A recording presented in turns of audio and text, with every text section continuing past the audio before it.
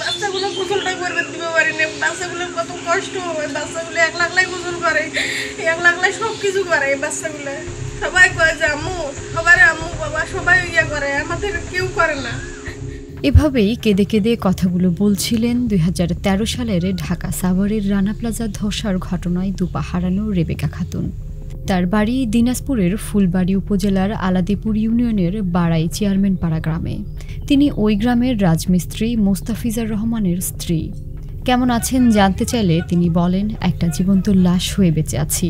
অনেক কষ্ট করে জীবন তো চলতেছে।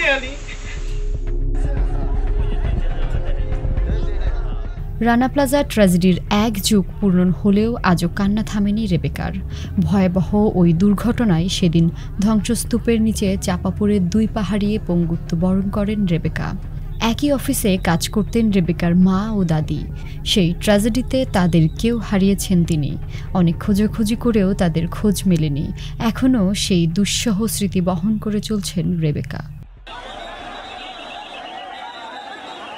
8টার সময় গেছি অফিসে যাওয়ার পরও যেদিন আমাদের ফাটান যেদিন ধরছে ওই দিন আমাদের কিন্তু আমরা ছুটি নেওয়ার জন্য আমরা বলছি, তখন ওনারা ছুটি দিচ্ছে আমাদের, তারপরেও আমাদের ছুটি দিচ্ছে ভয়তে।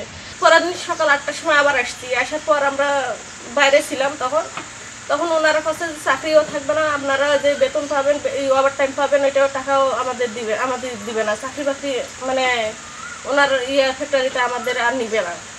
তখন আমরা মনে করি যে আমরা গরিব মানুষ গেছি, আবার রুম ভাড়া দিতে হবে, মাস শেষ হয়ে গেছে, আমরা কিভাবে কি করব। সে কারণে ওনারা বাধ্য করছে দেখি আমরা যে গার্মেন্টসের ভিতরে ঢুকছি। আমরা তো ওইটা ধারণা করি নাই যে বিল্ডিংটা মানে যে ফাটল ধরছে, আমরা দেখছি, দেখার পরে তো আমরা মনে করেন যে ঢুকতে চাই নাই, জোর করে ঢুকাইছে ওনারা। ঢুকার পর তো ওই যে মনে করেন যে কাজ করতে করতে 1 মিনিট আগে ছিল আমার মা, ছিল আমার ওখানে, 1 মিনিট আগে আসছিল আমার মা, আমার আম্মু তোমাকে একটু ভাত খেলে দেই, আমি একটু খাই। আম্মু যাও, তুমি যাও, আমি এক পিস কাজ শেষ করে দিই। শেষ করতে না করতে বিল্ডিং ভেঙে পড়ে যায়। তখন থেকে আমার মার সাথে দেখা নাই।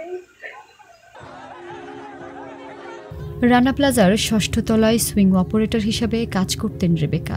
ঘটনার আগের দিন অর্থাৎ 23 এপ্রিল রানা প্লাজায় ফাটল দেখা দিলে বিকেল 4টায় সবাইকে ছুটি দিয়ে পরের দিন আসতে বলেন গার্মেন্টস কর্তৃপক্ষ। ঘটনার দিন 24 এপ্রিল কাজে যোগ দিতে না চাইলে রানা প্লাজার কর্তৃপক্ষ জানায়, কাজে যোগ না দিলে বেতন ভাতাসহ ওভারটাইমের টাকা দেওয়া হবে না। দেওয়া হয় চাকরিচ্যুতির হুঁশিয়ারি। সেদিন বাধ্য হয়ে অন্য শ্রমিকদের সঙ্গে কাজে যোগ দেন রেবেকা। এখানেই শেষ।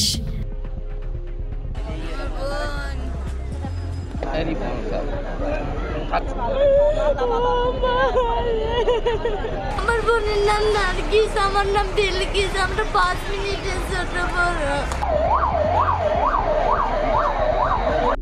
আজ পর্যন্ত আমার খুঁজতে আর কেউ নাই।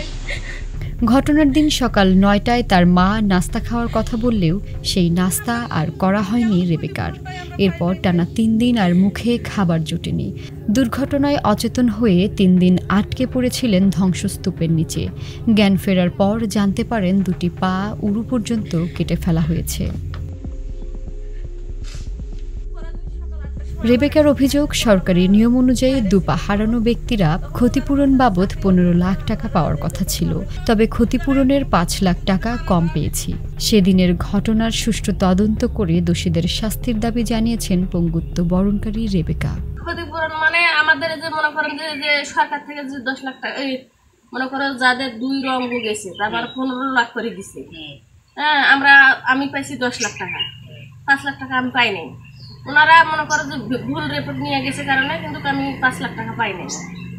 এখন এটা নিয়ে তো অনেক দৌড়াদৌড়ি করছি ভাই, তো এখন এটা তো কোনো কাজ হয়নি। তা আমরা মনে করো যে দেখো দুটো আমার রঙ চলে গেছে, আমি তো কিছু করতে পারছি না।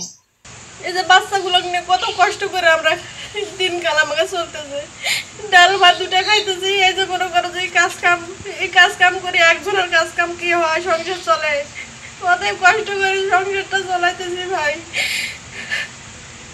ওনারা তো এটা নিয়ে কোনো ব্যবস্থা